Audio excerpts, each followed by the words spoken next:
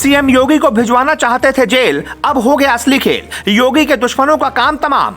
योगी का पारा 7वें आसमान पर पहुंचा। योगी को करने चले थे बदनाम, अब बाबा करेंगे असली काम। विपक्ष हुआ बुरी तरह फेल, ये नेता जाएंगे जेल। अब बाबा को बदनाम न करने की कसम खा रहे हैं, अपनी करनी पर पछता रहे हैं। कुछ लोगों ने सोचा था कि बुलडोजर बाबा को जेल भिजवा देंगे, लेकिन उन लोगों के मुंह पर जोरदार तमाचा लगा है। योगी का ही पैतरा आजमाकर योगी को चले थे जेल भेजने, लेकिन जब बाबा ने खेल किया तब अब जेल के सलाखों के पीछे पहुंचने के लिए तैयार हो गए। 2018 से ही योगी के लिए यह साजिश रची जा रही थी, लेकिन योगी की किस्मत अच्छी थी कि वो लगातार बचते चले गए। बताया जा रहा है कि आजम खान को जेल भिजवाने का बदला लेने का प्लान बनाया गया था। आपको बता दें, कुछ महीनों पहले ही आजम खान को भड़काऊ भाषण मामले में जेल हुई थी, जिसके बाद उनकी विधायकी रद्द हो गई थी। तब समाजवादी पार्टी ने आरोप लगाया था कि बीजेपी ने जानबूझकर कार्रवाई करवाई। लेकिन खबर है कि जिस तरह से आजम खान को जेल हुई, ठीक उसी तरह से योगी को भी जेल भिजवाने की तैयारी कर ली गई थी।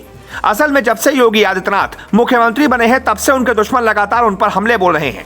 योगी के खिलाफ कई तरह की साजिशें रची जाती रही हैं, लेकिन बुलडोजर बाबा हर बार विपक्ष का तिलिस्म तोड़ने में कामयाब हुए हैं।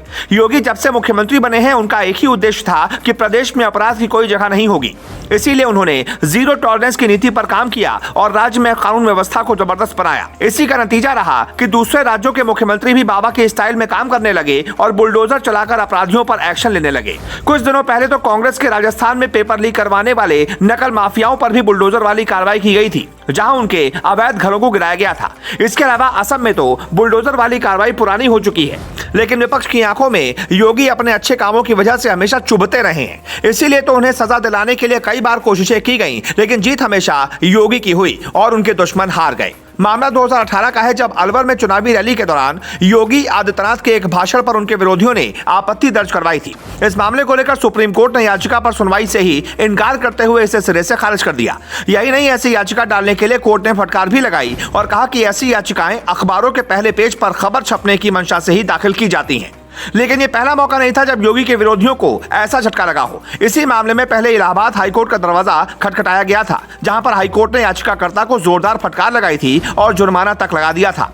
इलाहाबाद हाईकोर्ट की फटकार के बाद भी योगी के विरोधी नहीं माने और सुप्रीम कोर्ट में सुनवाई के लिए पहुंच गए, लेकिन इस पर कोर्ट ने उन्हें जोरदार फटकार लगाई। याचिकाकर्ता ने कहा था कि सीएम योगी के 2018 के अलवर के भाषण से उनकी धार्मिक भावनाएं आहत हुई। असल में 2018 में अलवर में एक जनसभा के दौरान सीएम ने यह कहा था कि बजरंगबली ऐसे लोक देवता हैं जो स्वयं वनवासी हैं, गिरवासी हैं, दलित हैं और वंचित हैं।